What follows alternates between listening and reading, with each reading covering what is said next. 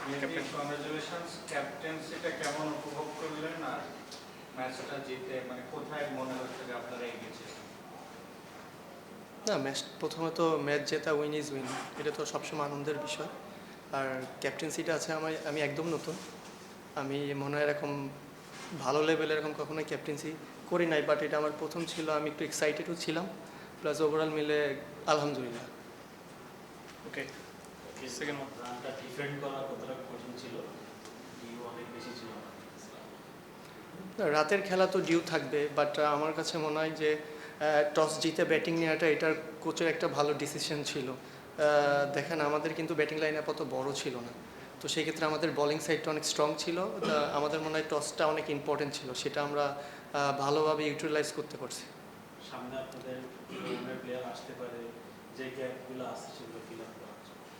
না, অবশ্যই আশা করি তো নেক্সট ম্যাচ থেকে আমরা 4টা ওভারসিজ নিয়ে খেলতে পারি। 4টা ওভারসিজ হলে দেখা যাচ্ছে টিমের ব্যালেন্সটা আরও ভালো হতে পারবে। এটা আর কি, এটা তো আমাদের হাতে নাই, বাট বর্তমান যারা অফিসিয়াল আছে তারা হয়তো বা ডিসিশন নিতে পারবে। গত কয়েকদিনের নিয়োগ পরে আজকের এই জয়টা টিমটাকে সেটেল করতে সুবিধা পাবে।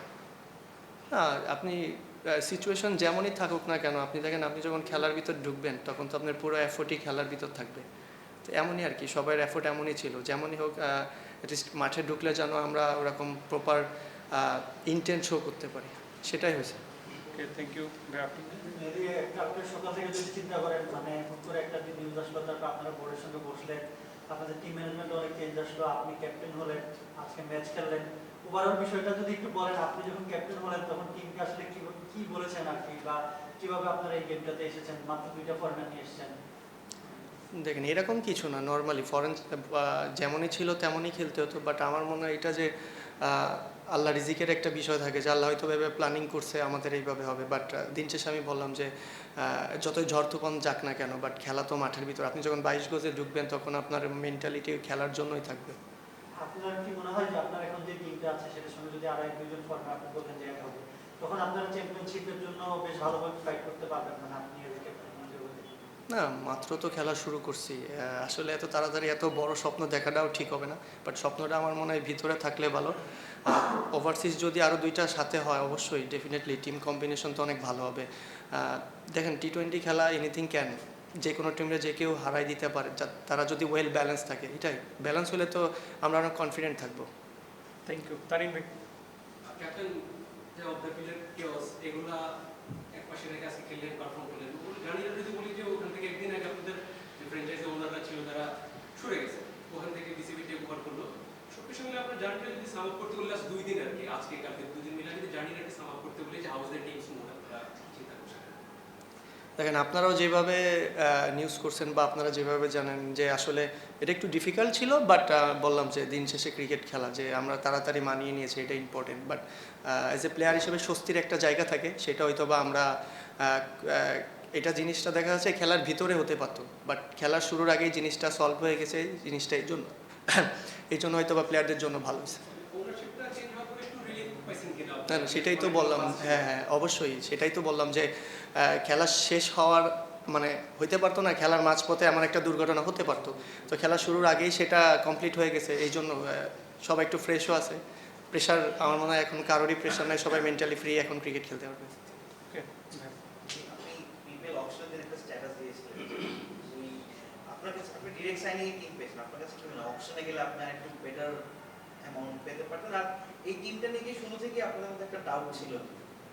না, ডাউট বলবো না। দেখেন, আমি যখন অকশনে যাই আমার থাকে না যে অনেক ফ্র্যাঞ্চাইজি আমার নক দিচ্ছিল যে আমি জানি অকশন থেকে চলে আসি, এমন আর কি, জাস্ট এই জিনিসটা এমন আর কি। বাট আমার মনে হয় আমার ডিসিশনটা রাইট ছিল। আমি হয়তো বা ফ্রিতে গেলে হয়তো বা আমার কাছে মনে হয় হয়তো বা আবার নাও হইতে পারতো, বাট এইটাই আর কি। আর এই টিমটা নিয়ে কি শুরু থেকে একটু ডাউট ছিল কিনা সবার মাঝে?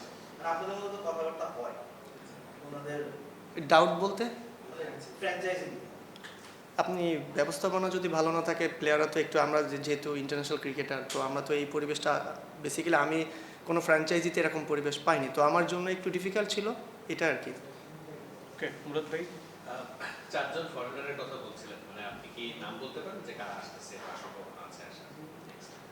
জি আমি এটা নিয়ে আসলে আমি ইনভলভ ছিলাম না আসলে। বর্তমান যারা অফিসিয়াল আছে তারা আসলে 2-1 দিনের ভিতরে এটা জানা যাবে কারা আসতেছে বা কারা এসে খেলবে নেক্সট ম্যাচ থেকে, এটা আর কি। ওকে যখন মানে খুব কঠিন একটা অবস্থা যাচ্ছিল, মানে নাফিস ইকবাল আসলো, তারপর বাবুল স্যার আসলো আপনাদের, তারপর হচ্ছে হাবিবুল বাশার আসলো, মানে কথাগুলো আসলে কি হচ্ছিল বা আপনাদেরকে কিভাবে আসলে এই সময়টায় মানে যাতে বুস্ট আপ থাকতে পারেন আপনারা বা মাঠের ক্রিকেটটা ঠিকঠাক মতো খেলতে পারেন, মানে কিভাবে এটা বোঝানো হচ্ছিল?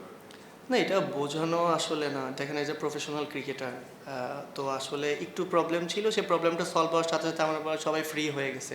যেটা আমার মনে হয় যারা কোচিং স্টাফে যারা নতুন আসছে বা যারা নতুন অফিসিয়াল আসছে তারা আমাদের পুরো মেন্টালি ফ্রি করে দিয়েছে। বললাম তো যে আমরা একদম মেন্টালি ফ্রি ক্রিকেট খেলতে পারছি এখন।